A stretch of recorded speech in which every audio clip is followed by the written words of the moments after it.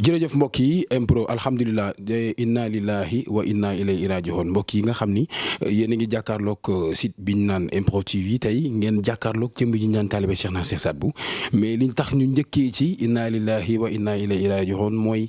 lii ñu jot a dund ci fan yi ñu passé lii ñu jot a dund ci suñu ginnaaw fan yi perte koo xam ni jëmmul woon boo xam ni àdduna yëpp xam nañu ko. jëmul woon boo xam ni bi ñu ko perta presque àdduna moo yëngu ñu koy wax Thione Ballago Seck donc jëmm la joo xam ni doonoon na koo xam ni da doon yëngu ci lu jëm ci wàllu waaye ci njàngale donc tey bi ngeen jàkkaarloo ki ngeen xam ni moom mooy taalibe Cheikh na Cheikh Sadbou fas yéene na ko jaale waa àdduna ñu nit ñu ngi koy jaale waa àdduna mu doonoon koo xam ni biñ ko pertee ba tey amaana tey xel yëpp delluwaat nañ ci yàlla parce que léppam da doon jàngale ci yàlla donc bi mu wujjee suñu borom ci fan yu ñuy génn tamit nit ñi delluwaat na seen xel que ni kii dëddu àdduna tey kii ñu denc tey fii ci sëgi yoo fi tey amaana lii da ko woyoon na ko doon na ko jàngale donc di ñaan yàlla suñu borom yàlla na xippee ji àjjana yàlla yërëm ko donc taalibe Cheikh na Cheikh Sadbou moom mii di jëm ju baax ji nga xam ni day yëngu lu jëm ci wàllub ñaan yàlla wàllub xam-xam wàllub tamit ginne waaye chaque fois lu jëm ci wàllu actualité da ciy faral di waxtaan parce que danaan damay ñaan jëm ci wàllu ñaan yàlla di faj jafe-jafe yi mais ci kaw loolu lépp lu xew dañu war a génn ñaax xale yi beneen bi ci topp nag moom mooy feebar bi nga xam ni amaana daan na ci wax mais tey fii ci impro TV jàkkaarloog jëmm ju baax di naan ko Médoune tey dina ci waxaat pour ñaaxaat xale yi parce que bi ñuy dugg léegi mooy image yooyu ngeen di seen ñu ngi koy gis chaque jour day teg gel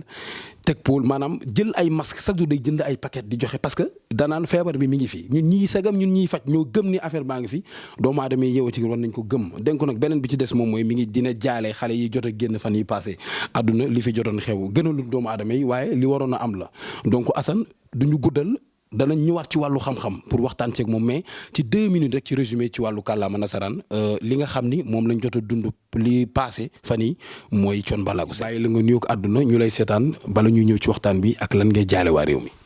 auzu billahi mina sheytaan rajim bismillahi rahmaani rahim maa ngi nuyu waa àdduna di la nuyu Mouhamed di nuyu Assane di nuyu Médou di nuyu waa impro TV yëpp di leen ziar. dinaa leen sigil ndigaale ci ki fi jógee ndax ku ci nekk koo gis rek da nga ko war ne sigil ndigaale ndax Thione Seck ñëpp la bu fekkee yàlla dafa dogal mu dëddu ku ci nekk da nga koy jaale sa morom jaale ko sa bopp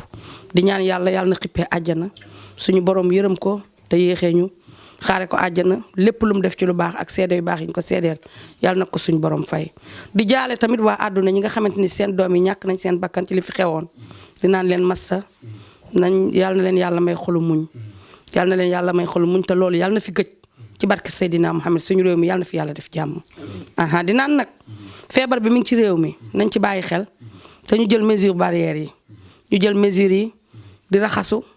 di sellal di set di def li docteur yi wax yàlla mën ñu ci musal ku ni feebar bi amul daf la dalul wala dalul sa mbokk yàlla nañ ci yàlla musal ñi jot a dal yàlla na leen yàlla wéral ñi jot a dem yàlla na leen yàlla xaare àjjana ñim dalagul yàlla bu mu leen dal ci barke Seydina Mohamed. jërëjëf mbokk yi mu nekkoon taalibe Cheikh na Cheikh Sadbou mais beneen point bu ñuy ñëw tuuti rek daal di ñëw lu jëm ci wàllu xam-xam bi ñaan réew mi jàmm maanaam mooy ki nga njëkk a tudd léegi tax sax bokk na léegi ci introduction bi ñu tudd ko muy Thione Ballago Seck bàyyi na fi njaboot tey mais avant ngay ñaax njabootam yi tey doonoon na koo xam ne bu ñu ko daan digg ci wayam yëpp da doon njàngale wayam yëpp ak njàngale la woon lan ngay wax ci loolu tey lim doon njàngale tey fekk jëne suñu borom tey. dëgg la gis nga fii baax dem bon dem yàlla nañu yàlla boole ci ñu baax ñi te moom Thione am na njort bu rafet ci moom ndax am naa yaakaar ni yàlla boole na ko ci baax ñi te sax dafa bokk ci ñu baax ñi ndaxte nee nañ kenn mën naa bañ a wax dëgg ñaar mën naa bañ a wax dëgg waaye àdduna yëpp duñu bokkandoo ñàkk a wax dëgg man de Thione xamuma ko waaye ay seedam yu rafet dégg naa ko doomam it li muy def ci réew mi dégg naa ko di ñaan doomam joob ji di waali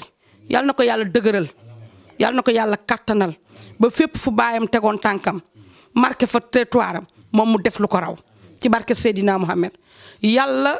na ko yàlla jàppale guddal fanam Thione nag dem ñëpp la bett man bi dama yeewu toog ci table à manger bi ndekkee sama doom bu góor ñëw ni yaay Thione moo gaañ ñun ñëpp a yuuxoondoo dem na nag bis bu rafet bu yeboo nag ñu rafet ci moom njort fekk ñuy appelé Seydina Limaamu bis bu rafet dem na bis bu rafet bis bi Thione am day man bëgg naa koo am te yaakaar naa ne képp ku baax bëgg na koo am yàlla na ko yàlla yërëm xaare ko àjjana Seydina Mohamed yàlla na ko teertu teg ko ci loxo suñu borom dégg ko Jibril mu dugal ko ci àjjana ci barke Seydina Mohamed. jërëjëf mbokk yi mooy message bi mu doon lancé rek ñu nit ñu ngi koy jaale waa àdduna parce que xam nañu ko impro parce que dañ doon faral di dem këram li ñuy wax rek li ñuy seede ci moom lu ndaw rek avant ñu ñëw ci wàllu xam-xam bi mooy buñ daan ñëw këram amaana tey booy njëkkee dugg mais duñ xam ne li may wax ay satala ngay seen ci suuf ak ay siyaade donc kon ku nit ku amoon diine la ci kaw it boo daan dugg këram di ko seet li muy njëkk a def mooy dañ naan la may ko tuuti day julli donc loolu rek lañ mën a seede ci moom kon yàlla na xippee ci àjjana ñamu fekk foofu yàlla yërëm leen xareel aljanna teexuñu li mooy àdduna li waroon am la ñu wax it ci wàllu mbas mi alors beneen bi ñuy ñëw mooy feebar bi am na wax nañ ko léegi wax nga ko na nit ñi jël seen matuwaay mais tey par rapport ak moment bi ñu toll nii est-ce que nit ñi waru ñëw tiit avant ñu ñëw ci wàll parce que tey mi ngi rey ñi ñaa ngi dem démb dégg nga 15 personnes tey encore xamaa jour bi émission bi di daw da ngay dégg ni carrément que ni tant de personnes dee nañu tey ñuy xool ni 55 personnes ñu ngi ci réanimation lan ngay wax ci loolu. xam nga Mouhamed chaque jour dama koy wax nit ku ñuul mooy koo xamante ni boo ko naan ma nga ne du ko gëm la tànk yegsiwul ci tànkam waaye fi mu ne nag luy jot na gannaaw dee war nañoo mën a gëm te nangu te xam ni feebar baa ngi fi nañuy takk masque yi di raxas loxo yi di jël mesure barrière yi nañuy takk masque yi di raxas loxo yi di jël mesure barrière yi te xamante ni am na fi chaque jour nga gis ñu ne diw dem na moo ko yóbbu diw dem na moo ko yóbbu man mi di wax ak yow sama ñaari taalibe dal na leen kenn ki Espagne kenn ki Belgique barke Seydina Mohamed kenn ki xam nga ko sama doomu Gambien bi kiy jógee Belgique di ñëw ci man da koo dal kenn ki Espagne kon man gis naa kaa man gis naa ko kon nag te ñun ñëpp sax dañoo war a gëm ni mi ngi fi nit nag kenn du ko gën a bëgg bakkanam ñun mënuñu lu dul wax te wax jooju defe naa ne buñ ci jëriñoo ñoom ñu ngi ciy jëriñu nañu bëgg suñu bopp respecté suñu bopp ndax ku dee dootoo deeaat. ok dañuy faral di dégg taalibe Cheikhna Cheikh Saad Bou day yëngu lu jëm ci wàllu xam-xam sunna xam-xam dafa tënku ci ñaari affaire benn bi njëkk mooy lu jëm ci wàllum seet bi ci topp mooy faj ak ñaan yàlla kan mooy taalibe Cheikhna Cheikh Saad Bou fii ci impro parce que tey peut-être àdduna xam na la mais pour ñu gën a xam taalibe Cheikhna Cheikh Saad Bou fi mu sosoo ba tax tey mu xëy ni day ñaan parce que léegi dañuy wax ni ñaankat yëpp léegi ku jug ne di nga ñaan ku jug teg sa layu wala nga teg ñaan ndax 10 personnes toog jël sa affaire teg mais yow am na foo bokk pour ñu bëgg a xam kan mooy taalibe Cheikhna Cheikh Saad Bou. waxoon naa ko feneen dinaa ko wax ci impro doomu aadama xam naa ne yaakaar sa amul sañ-sañ gu doy ni jël layoom rek tegi peetaam ni damay seet te mënul dara doomu aadama soo demee ba ni man la boo nee man la benn yoon nan la ni yow la téeméeri yoon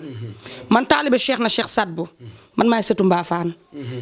man maay sëtu Amet ak Souleymane Xadijatu Mundaara ak Aysatu Mundaara ku ma xamul dégg nga ma sama ñaan gi may ñaan dama ko donn ci tànku baay donn ko ci tànku yaay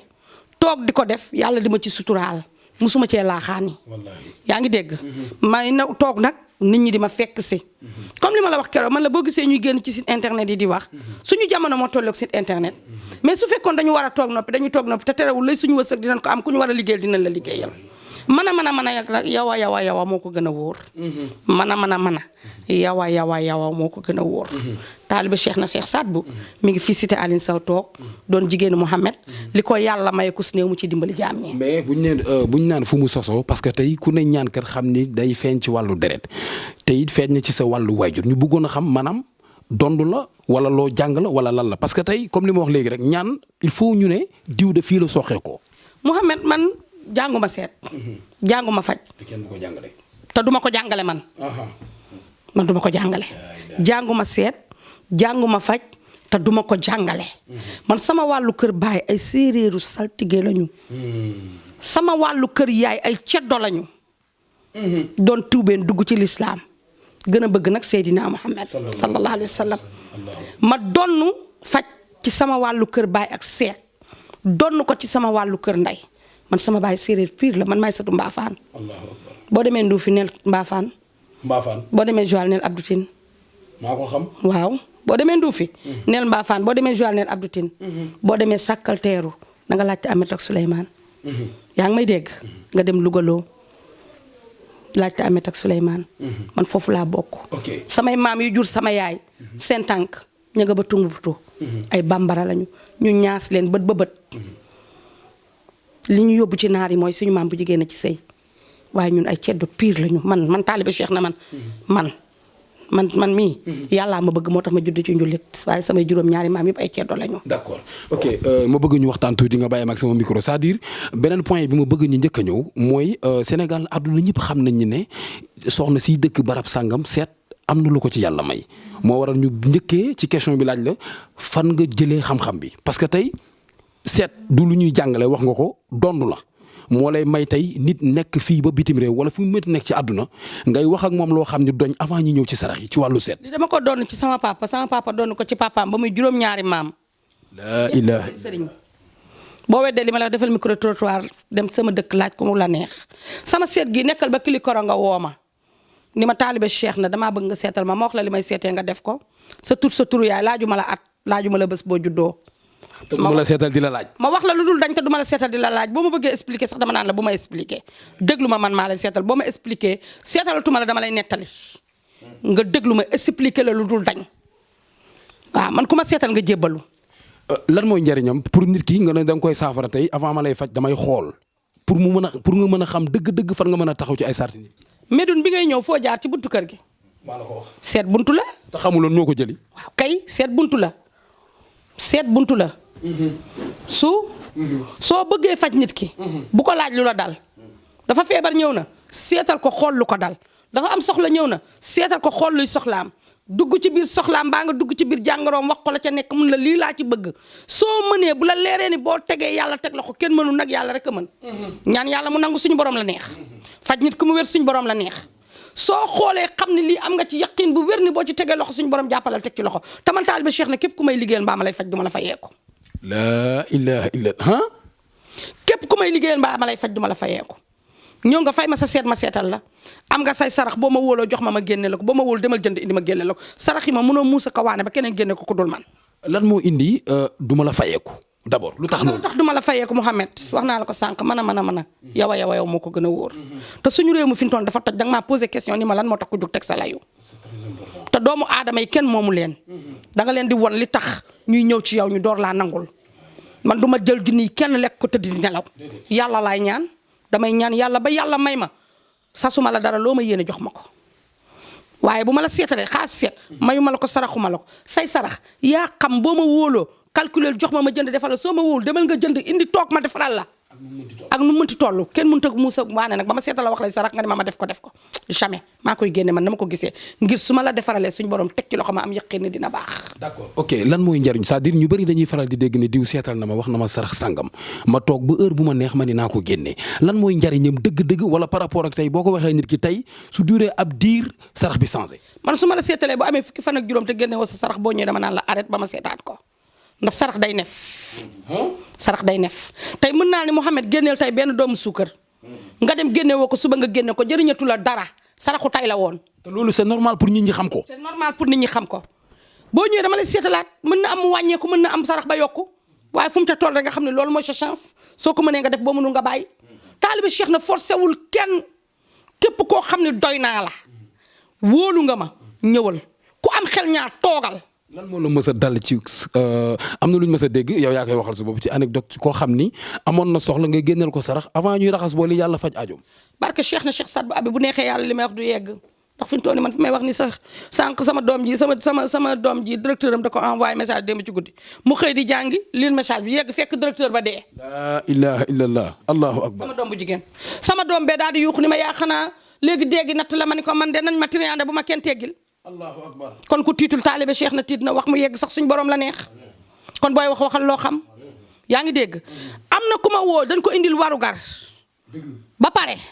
waaj indi warugar ba desul lu dul takk waaja ni mes bu koy woo sax du ko jël mu woo ma ni ma mama taalibe Cheikh na caaru géej la dëkk ma ne ko naa mu ne ma dañ ma indil warugar ba pare waaj bu ma koy woo sax du jël te lépp normal na lépp pare na mais waaj nangootumaa jël fi ñu toll nii ma ne ko xam nga lu ma ko digal ñetti boolu laax toggal ñetti boolu laax jox ko ay xale raxas ndab ya wàq seen digg kër def ko fa dina ñëw barke Seydina Mohamed bu neexee yàlla li ma wax du yegg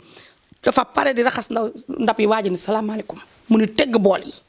woo ma téléphone ni ma mama taalibe Cheikh na woowoon naa ni la maa ngi togg laax maa ngi di raxas bool yi waajaa ngi di nuyoo ma ne ko loolu la yàlla dogal du mama mu wóor na le daal sarax njariñ la parce que yàlla la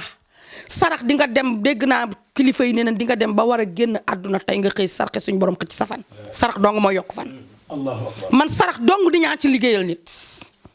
sarax kese dinaa ko génneel nit balaa ay bagage am di dem wala bala moo jël si bagage am mu woo ma ne ma yaay booy la ma fa doon wut si sotti na barke Cheikh na Cheikh Sadbu Abi billahi wallahi taala ci écran laay wax. ok ci écran lay wax mais beneen point yi ma bëgg ñëw nag daal di ñëw ci bagage yi nga xam ni moom nga teg ci wàllu xam-xam tëj ndax ku ne ñaan ni seet na faj alors lan nga ñu mën a expliquer parce que léeg-léeg ñiy faj wala ñiy seet dañuy faral di wax naan kër yu bëri ñoo ko tas. parce que diw ñëw na sama kër ne seen kër ka fa njool ko fa nangam ka doon tëdd ca lal ba def na la nangam sangam est-ce que loolu tey nekkul mooy tas kër yu bëri ba tax ñu naan seetkat yi ñoo tas kër yu bëri. Mama Taalibe Cheikh na du wax gàtt na du wax njool na du wax am na màndarga du wax dafa xees du wax dafa ñuul man nee naa la Mouhamed damay dugg ci say problème wax la ko. damay dugg ci say problème ni la lii moo la dal ak lii ak lii ak lii lii ngay dund ak lii ak lii ak lii. te lu ci amul wax ma. lu ci amul nee ma amul. duma yàlla duma yonent bi ni dong la yàlla bind rek te yamalewul lu amul nee ma amul laajuma la dara nag waaw laa soxla wala déet waaw laa soxla wala déet ku xees ke ku ñuul ki mais nag bu ma gisee ci yow loo xam ne nit moo ko ci def dama naan la carrément am na lu nekk ci yow dañ ko cee def waaw soo bëggee ma dindil la ko boo bëggee ma defal la loo xam ne ki la ko def dina ñëw ba ci yow ni la maa la defoon lii parce que léeg-léeg nga gis ñoo xam ne Médoune dañuy faral di insister naan la wax ma kan la. dama koy am chaque fois sànq rek moo ci mujj wax ma kan la ma ne ko waxuma la kan la da nga bëgg a xam kan la kaay ma dindi la ko defal la loo xam ne ki la ko def dina ñëw ba ci yoon ni la maa ko def. ci kattanu yàlla. jërëjëf ok mbokk yi lu bari ci temps bi yaakaar naa li ci des bareetul beneen bi ma bëgg ñu ñëw nag mooy ci wàllu faj parce que ku wax ñaan wax naa la ko léegi tudd faj tey nit am na jafe-jafe. yan feebar dëgg la nit nga yaakaar ni tey bu nit ki ñëwoon tey nga fajal ko. Mouhamed damay faj tële boo ko judduwaalewul boo judduwaalewul tële yaa xam da nga feebar yaa xam dañ la takk xala yaa xam ngelaw la yaa xam rab la dama koy faj. mooy koo xam ni tey dem na ba kàttan mënatu ci dara. kàttan ma waxuma nag mag moo am 80 ans ñëw naan sama kàttan daa dem koo xam ne tollu nga ci am kàttan te amoo kàttan te xamoo lan la. boo ko judduwaalewul boo ñëwee ci man taalibe Cheikh na du ma la faj fukki fan ak juróom ndëgam neex na yàlla insha allahu rabbi fukki fan ak juróom du ma la ko faj damay faj ku amul doom. loola danañ ci ñëw am na fukki turandoo ak juróom 15 turandoo ak juróom benn ak benn bu góor bu yegg na juróom benn may ma ko ma tuddee ko Mohamed waaw yegg na juróom benn leer na. parce que dañu gis ni wàllu kàttan bi wax na ko léegi mais wàllu njurum doom dañu gis ni Sénégal maanaam suñ doon wax ñett première dañ naan taalibe Cheikh na Cheikh Saad bu secret boobu fan nga ko jëlee ci wàllu fajum njurum. yàlla bëri na sutura dama koo donn comme ni ma la ko waxee damay faj ko amul doom soo demee hôpital bañ ne la say trompe bouché wul amoo fibrome bu la mën a teree ëmb sa jëkkër mënuyam normal na mi ngi doon góor dëkkantaan ñëwal ma faj la. d'accord foofu nag Médoune bëgg naa ñu taxaw ci tuuti parce que da nga gis koo xam ni dina am soxna nekk ak moom soxnaam di wër àdduna alors que yow la jëkkër ji moom la mën yu ba oyof nga toog rek di seetaan nit moo tax na dem naa ci téeméeri sëriñ mënu maa fexe ba am doom alors que nekkate jëkkër ji la. moo tax sooy faj couple ngay faj. ku amul doom boo koy faj soo bëggee am résultat couple ngay faj bul jàpp ko jigéen ko muy ñëw rek nga koy joxe reen muy naan déedéet da ngay faj couple bi nañu dem hôpital ba ñu wax leen lu leen dal man sa woon menu yi bu oyofee ñëwul dama la koy defaral dama lay jox garab nga naan sa menu yu normal. su dee da ngay gaaw a pare maanaam boo yéegee sa soxna wala bu sa soxna dee waaj bala mu ne infiro nga pare la waroon a dem ci moom pour def doom yóbbu nga ko yàgg na boo ñëwee dama la koy fajal sa soxna xoolal na léewtoo ba déwén da nga naan këcc taxaw di ko xaar ba mu fekk la fa. ba mu jaar yoon. waaw.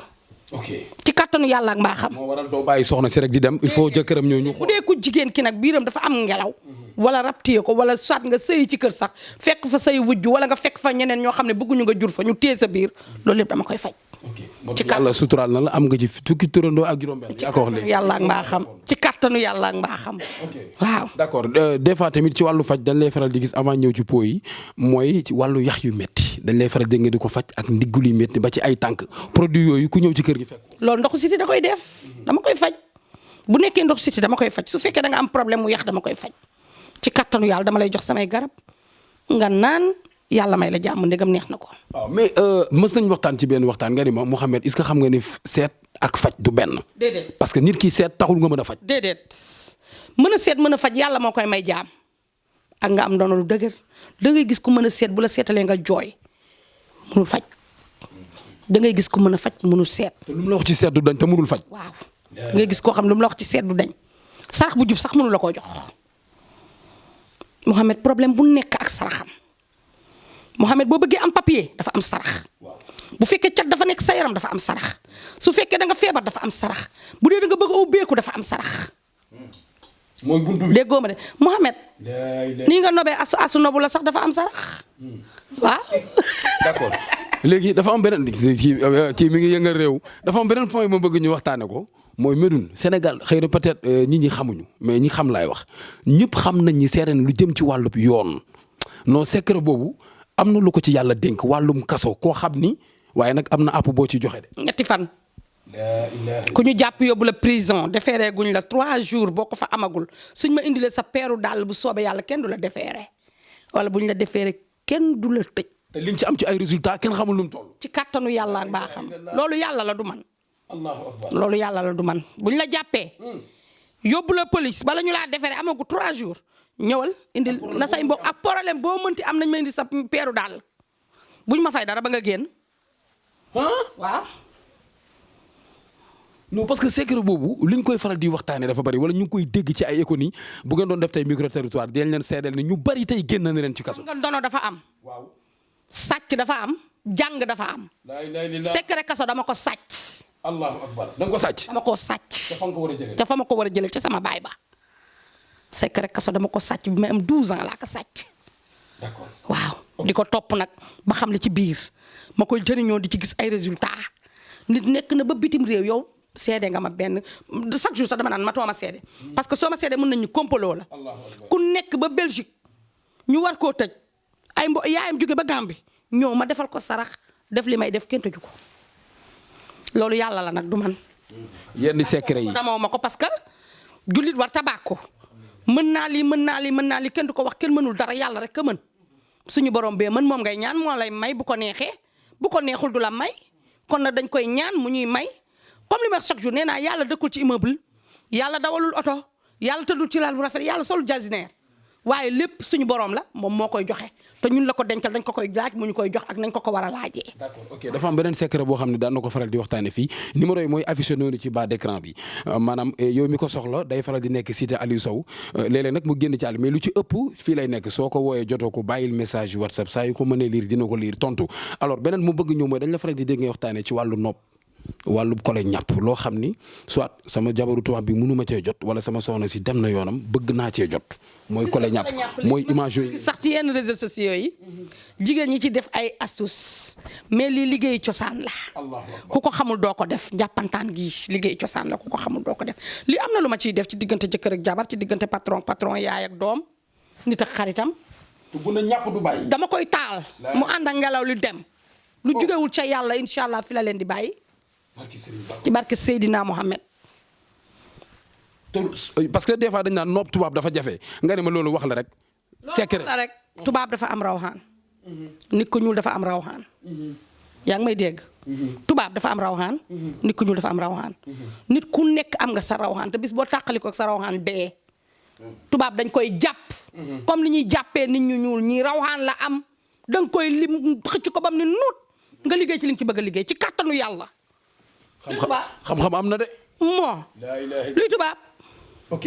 d'accord léegi ñu ñëw ci 2 dernières questions. mooy ñetti affaires yi. benn bi njëkk moom mooy dañ la déggoon fan parce que impro day faral di wane jigéen ñi maanaam ci wàllu people jigéen ñi nga xam ne dañuy bëgg lu baax soit sama jëkkër maa ngi nekk ak moom mais dafa bëgg forme bu baax. wala soit li may bañ a tudd da koy faral di liggéey soo ko defee sa yaram nga am. man dama koy tudd ndax dama koy liggéey. pot bii pour góor ñi la. boo ko diwee ci sa awra dina ko yokk dina ko dëgëral ci kàttanu yàlla bii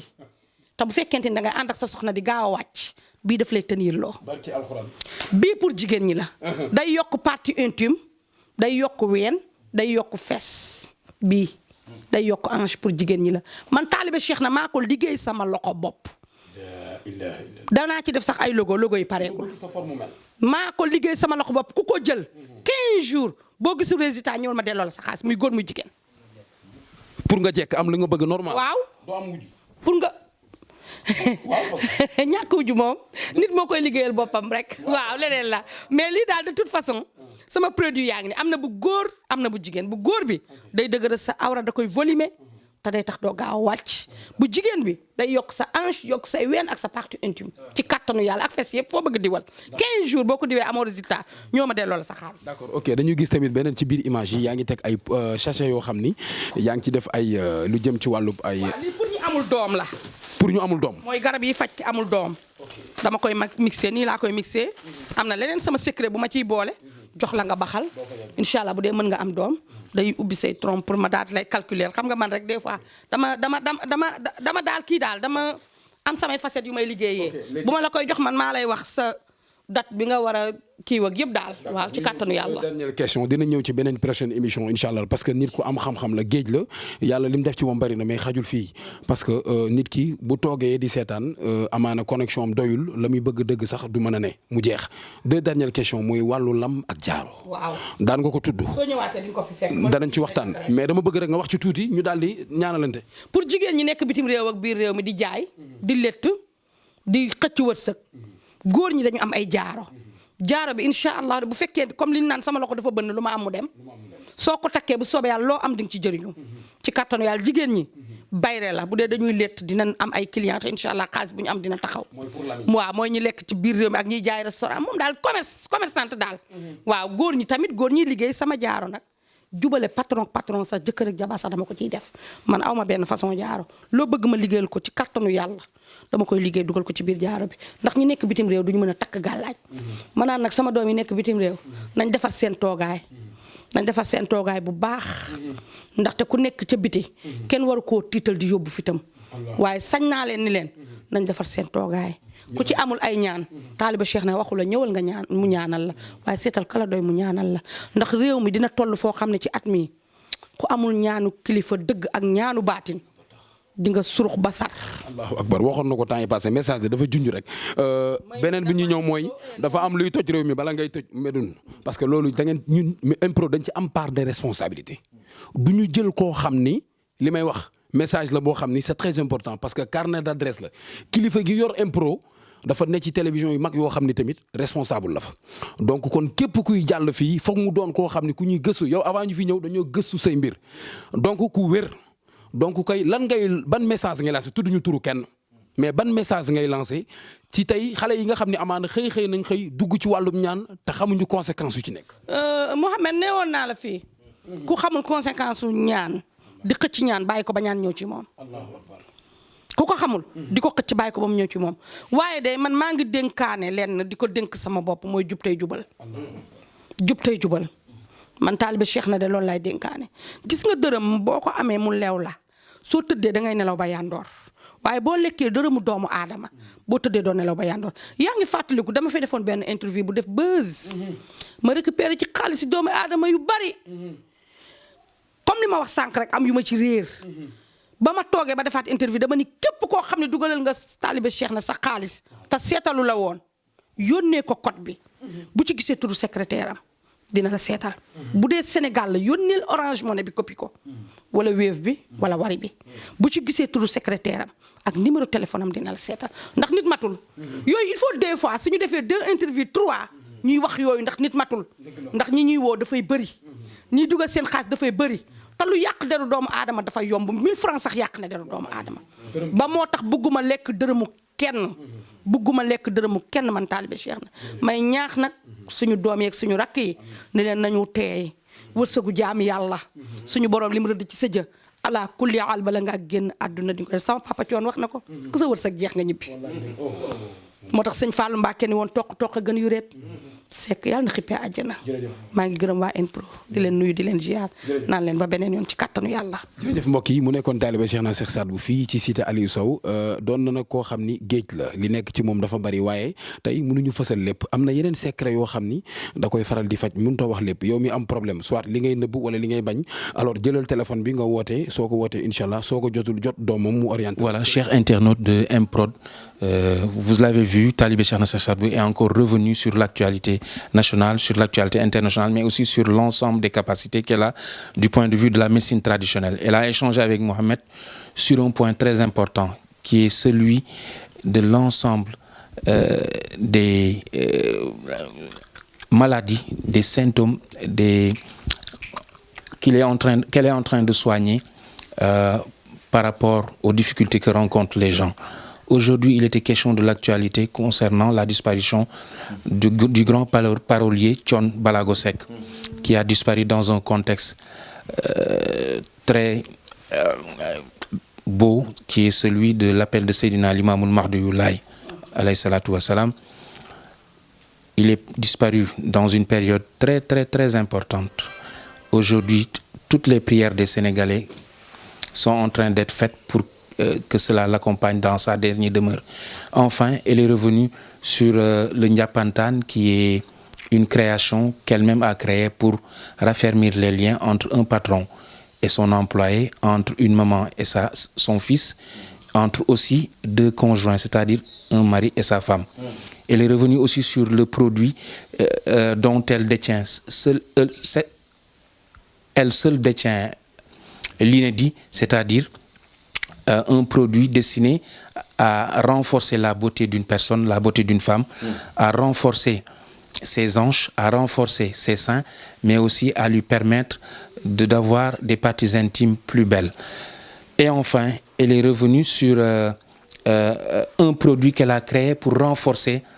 la capacité, la force de l'homme lorsqu'elle est en train de procréer avec une femme. Elle est revenue de manière plus large sur l'ensemble de ses capacités. Elle vous donne rendez-vous pour une prochaine édition. On vous remercie, MPROD. Merci.